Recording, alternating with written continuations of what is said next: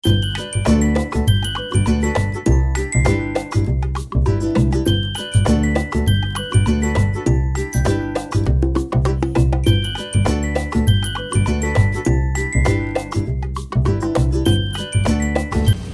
po ang ating tatrabahuhin ngayong araw. For this episode, ayan, marami-rami to. Pero ano lang naman siya. Parang, kunyari, itong dalawa, pagsasamahin ko doon. Yung 1, 2, tsaka itong isang to, pagsasamahin ko dito, or dito. Tapos, itong dalawa, isasama ko dito. Tama yung anong yan. Boobsy na yan, no? Nalusaw yung ilalim pero buo yung taas. Galing. Tapos itong dalawa, pagsasamahin ko, baka dyan na lang din. Tapos yung ibang ito yung mga maliliit natin, pagsasamahin ko dito sa malaking dish pot na yan. Ganun ang gagawin natin today. Tapos ito naman, ayan, ito naman ang paghihiwalay-hiwalay natin. Propa natin. Tapos yung mga patay, mga walang laman, ayan. Isasama natin sa ating mixture. Okay? Hi plant kids! Good evening. This is Plant Tatay Barry of Antipolo. And we are here in our new episode. As you can see, yan na po ang gagawin natin ngayon. Magre-regodon po tayo ng mga pots at mga halaman to maximize the pots and also to give space, okay? Kasi syempre, pag ang gagawin natin, pagsasama-samahin natin yung ibang halaman na pare-pareho, tapos may mag-free up na pots, of course, and then luluwag yung lalagyan natin sa taas, okay? So samahan nyo ako for this episode. Let's go! So, ang una natin gagawin ay tatanggalan natin ng mga toppings. Yung mga paso na pwede na, and then yung lupa ilalagay na rin natin.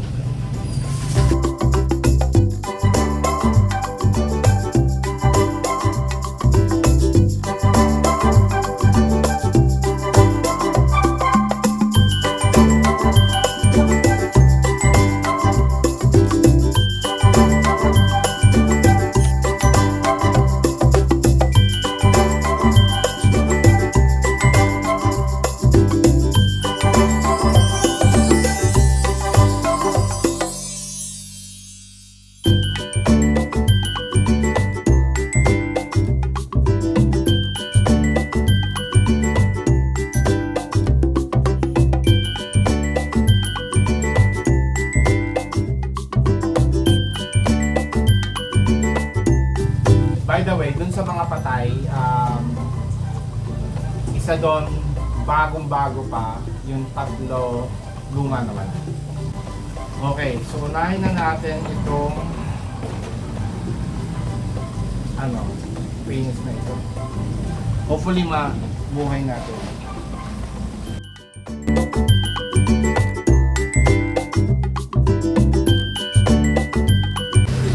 Okay, last na for our agenda today ay itong aking Sansevieria na matanda na din sa akin. Siguro mga 3 to 5 years sa akin.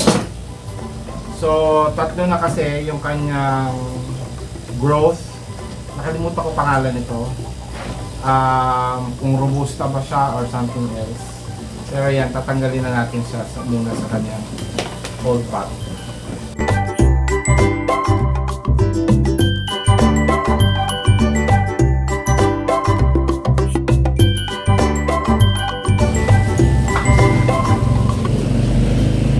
Ayan, so natapos na po tayo sa ating gawain ngayong araw na ito. I hope you enjoyed the video.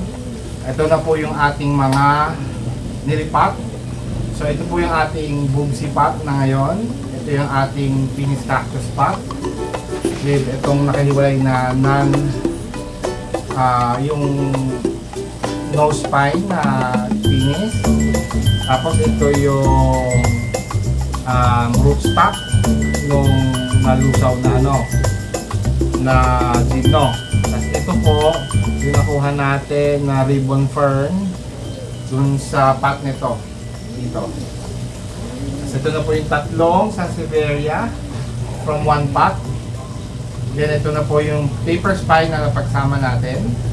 And then ito yung ating mga, tawag nila dito is star cactus kasi mukhang star sa taas. Pero ano to eh, para siyang balimbing. So hindi ko alam kung nakalimutan ko. Pero parang, hindi ko alam kung trigona siya o euphorbia. And then ito yung anim na maliliit nating cactus na pinagsama-sama natin. Okay? So pag ganyan daw magkakasama, okay lang na tubigan natin ng tubigan ng mas madalas kasi marami naman yung sisiksin. So hindi siya madaling malulusan. Okay? Ito naman po yung mga pots na free up natin. We have 12 pots. Bali ang mangyayari, 10 lang bali kasi itong dala ko to. Kanina walang laman yan. So mga 4 na klase naman yung mga natuyot natin. Pero okay lang naman din kasi at least itong mga to masisave naman natin. Okay? So hopefully you enjoyed again this video. I hope may natutunan kayo kung bakit ko sila pinagsama-sama o kung paano ko siya ginawa, no? Hindi ako masyadong natatakot sa yung mga bigla, bakit nilipat kagad o yung mga tanong na bakit hindi in-air-dry muna kasi matagal na po sila dito sa akin.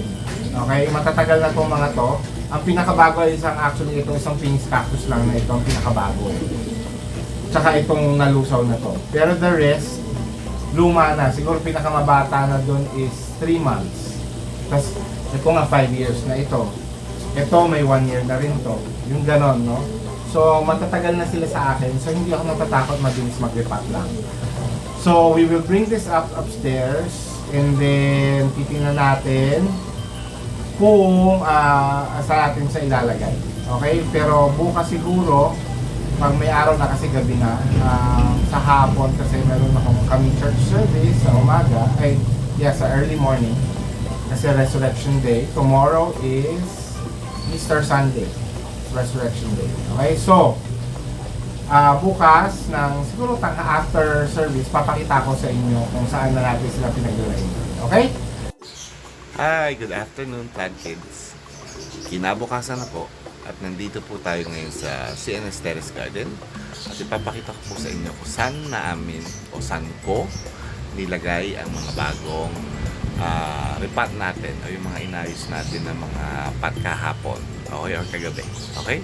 Yeah, dito sa area na to, dito natin ilagay yung Phoenix cactus. Okay? Dito ko siya nilagay kasi sa tag-ulan lusawin ito. And then itong area to may araw pa rin naman kasi ito galing to doon sa dulong yun, ang sulok na yun. May araw doon tuwing umaga. So ayan, hopefully meron din siya dito.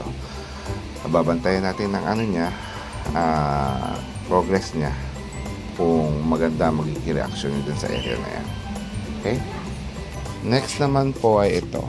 Dito natin nilagay si Sanse, yung isang sa tatlong hiniwalay-hiwalay natin. Okay? Tapos inakyat pala natin ito, yung isa nating Sanse dun sa baba. Kaya ayan, nandun sila ngayon. Ayan ang itsura naman ng Sanse table natin. So dito sa mga shelf na yan, wala rin tayong ginalaw except dun sa taas. Pakita ko sa iyo, lilipat tayo ng angulo. Okay, so ayan sa area na yan, yung dalawang agave na yon, yan. Galing yan po dito. So inilipat natin dyan kasi nga po para puro agave nandyan. Okay, so dito tayo ngayon. Explain natin sa inyo ang mga nangyari. So ito yung yung paper spine ayun ngayon dun sa likod ng konti. Okay? Ito galing po siya dito. Okay? Inakyat natin sa dyan kasi siya lang yung paso na kasa dyan para ma-adjust natin ng maayos yan. Kasi ito maayos na to eh. Tapos from here nilagay natin to dito. Ayan. Okay? So ano ngayon yung nangyari? dito natin inilagay yung ating community pot na bago. Well, hindi bago kasi dati tong pot na to nandito to sa taas. Okay? So nung inarrange ko na to, inayos ko na to lahat. Itong level na to. Ayan, nawalan siya ng space. Ito. So dito ko na lang to nilagay. Tapos pinagpalit ko tong dalawa. Tapos dito ko rin nilagay yung isang, yung ano natin, thornless Penis cactus. Okay. Ito naman yung pinsan ni Devil's Tongue. From here yan. Binaba natin dito. Ito po ay galing sa loob. Okay? Ito pong section na to, inayos ko po yan at saka ito. Prior to today, naayos ko po yan. Kasi dati, itong level na to, yung likod niyan, ang laman po niyan ay mga cactus katulad nito. Yung isang cactus na yan, yung isang cactus na yon. Hindi pala yan.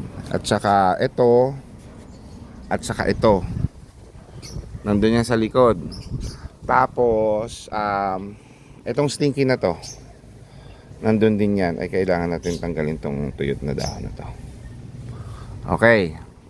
Tapos, ang ginawa natin, kinuha natin ng ibang aloes.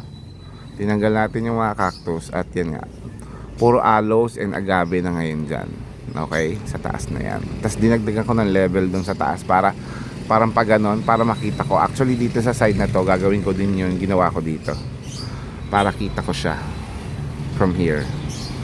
Tapos, ito, bagong dating dito, yung ating propa na hindi ko pa pala nadagdagan ng soil to, dadagdagan natin ng soil.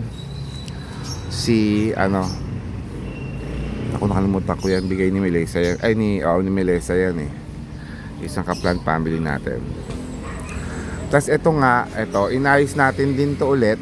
Katulad nilagyan natin sa likod ng mga matatangkad. Ito galing to dito, na-move siya.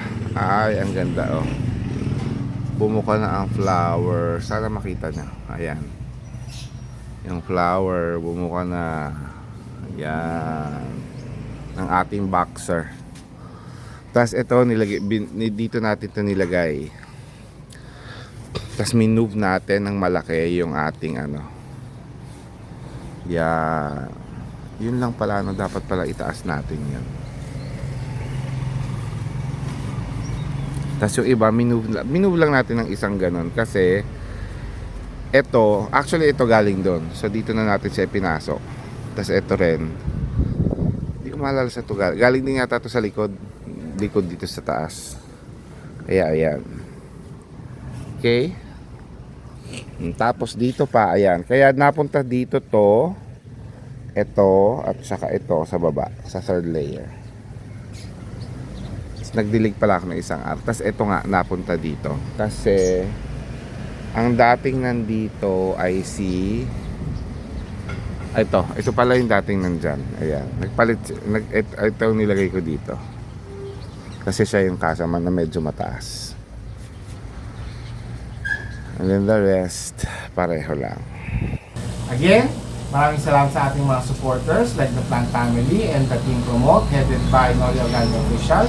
At ating mga kasama dyan na sila Mama Donna.tv, Josephine Bauyon, Rolly's Vlog, Wayne BTE Heramanay, David Mama E, sa aming Bakuran Vlogs, Yong's Channel, Shining G, Mami Luz TV, Jeremy Hermano, Needs Life,